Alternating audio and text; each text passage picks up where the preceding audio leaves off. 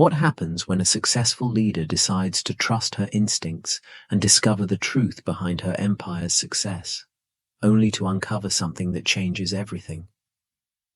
Let's dive into the story of Lillian Morris, a visionary restaurateur, and how one evening of secret dining at her own establishment transformed not just her business, but an entire industry.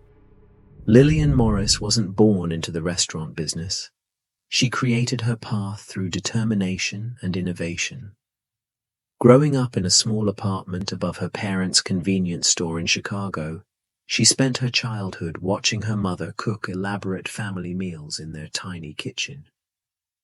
Those early experiences sparked a passion that would later revolutionize the American dining scene. By age 35, Lillian had transformed her single farm-to-table restaurant, Harvest Home, into a nationwide phenomenon with over 50 locations. Her restaurants were famous for combining sustainable practices with affordable pricing, making fresh, locally sourced meals accessible to everyday Americans. The press called her the people's chef, and her restaurant's motto, "Where every meal tells a story," became a benchmark for responsible business practices in the food industry. But success came with its challenges. As her empire grew, Lillian found herself spending more time in board meetings and less time in kitchens. The quarterly reports showed impressive profits, and her executive team constantly praised their operational excellence. Yet something kept nagging at her.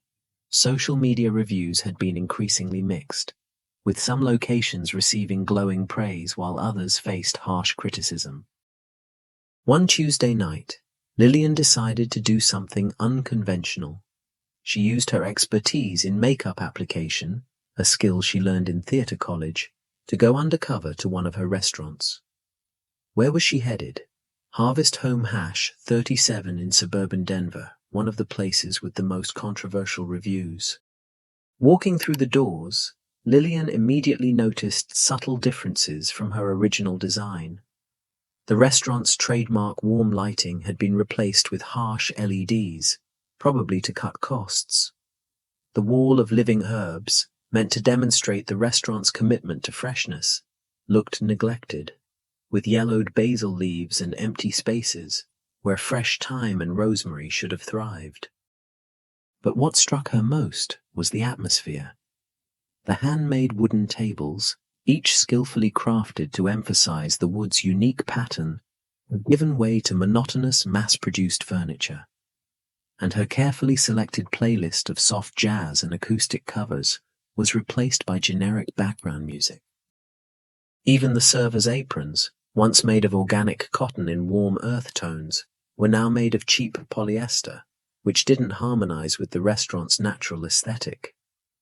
The small chalkboard that used to spell out daily specials and the names of local farmers was now gone, replaced by a digital display advertising corporate promotions. Lillian made a reservation for one and watched. The waitress, Jessica, looked hurried and distracted. She didn't even look up.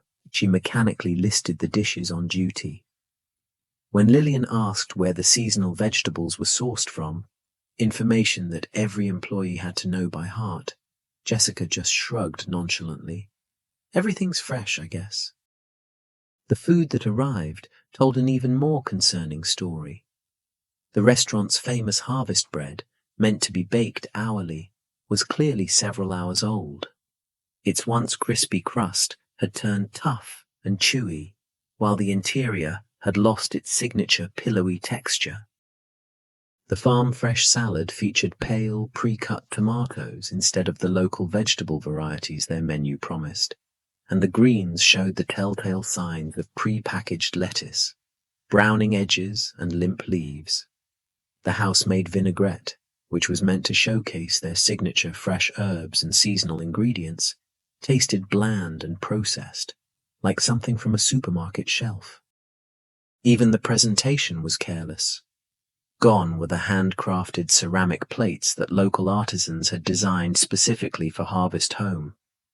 The garnishes, instead of being thoughtfully placed microgreens and edible flowers from their partnerships with local greenhouses, were wilted parsley sprigs that looked like an afterthought. Lillian's heart clenched. It wasn't just about one bad dish, but about breaking promises made to customers. Each unpalatable dish meant a step away from her farm-to-table philosophy that was at the heart of her dream. She thought about the local farmers who had trusted her vision, the customers who drove extra miles to experience real food, and the food critics who had championed her mission of making sustainable dining accessible to everyone. But then something unexpected happened. While waiting for her main course, Lillian overheard an intense discussion in the service station. A young line cook named Bernard was arguing with the restaurant manager, Emily Walker. "We can't serve this," Bernard insisted, holding up a container of pre-cut vegetables. "This isn't what Harvest Home stands for.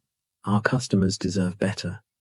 "A corporation requires optimization," Emily's voice held a cold practicality.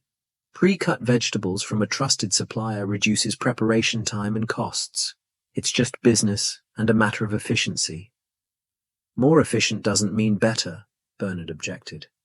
"I used to work at the real Harvest Home in Chicago. Miss Morris would rather close the restaurant than make that compromise. We're called to be different, those who keep tradition, not trade it for profit." Lillian watched as Bernard returned to the kitchen, clearly frustrated but unwilling to compromise his standards. She followed up by asking to speak with the kitchen staff, claiming to be a food blogger. During her conversation with Bernard, she learned he had started as a dishwasher at her first location and worked his way up, carrying her original vision with him, even as he moved to different locations. The next morning, Lillian called an emergency meeting with her executive team.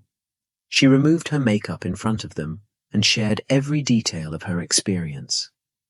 The room fell silent as she displayed photos of pre-packaged ingredients and cost-cutting measures that violated their core principles. "We've lost our way," she declared. "We're not just selling meals, we're selling a promise. Every customer who walks through our doors trusts us to deliver on that promise. Starting today, we're going back to our roots." Lillian launched a company-wide transformation initiative called Back to the Table.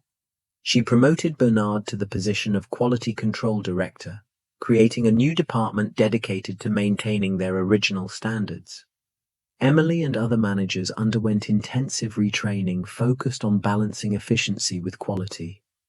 Most importantly, Lillian instituted a kitchen-first policy requiring all corporate executives, including herself, to spend 1 week every quarter working in different restaurant locations.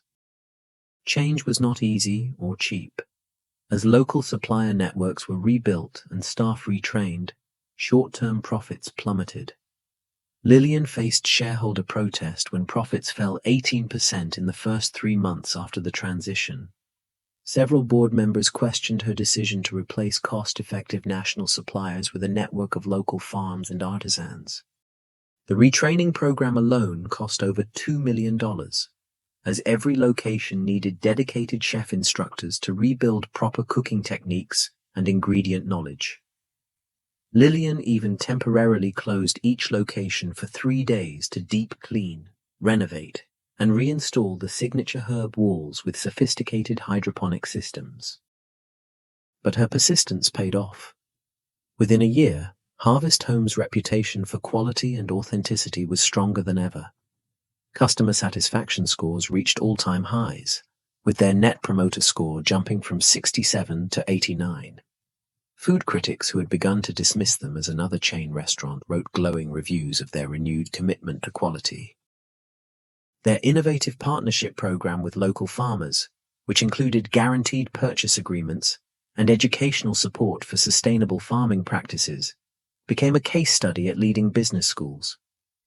Their commitment to local sourcing inspired several competitors to adopt similar practices, creating a ripple effect that transformed the casual dining industry. Most importantly, food costs dropped by 12% after establishing strong relationships with local farmers and producers, proving that supporting local suppliers could benefit both the community and the bottom line. Lillian's undercover experience taught her a valuable lesson about leadership. Success isn't just measured in profits or expansion, but in staying true to your founding principles. Thanks to her willingness to see the truth and the courage to act on it, she didn't just save her restaurants. She rebuilt an organization that truly lived up to its promise of serving the community. Today, Harvest Home's training program, led by Bernard, has become a model for the industry. The herb walls are thriving again, the kitchens buzz with energy, and most importantly, every meal serves as a reminder of Lillian's original vision. That good food, prepared with care and integrity, has the power to bring people together. As for Lillian, she still dons her disguise occasionally, dropping in unannounced at different locations. But now she's more likely to find proud team members upholding her standards than reasons for concern. Her story reminds us that no matter how high you climb, staying connected to your roots and being willing to roll up your sleeves is what makes a true leader. So friends, that's the story of how Undercover changed not just a company, but countless lives. Remember, sometimes the biggest changes start with one person deciding to do what's right, even when it's not easy. And if you enjoyed this story about making a difference, don't forget to hit that subscribe button for more inspiring stories about everyday heroes. Until next time.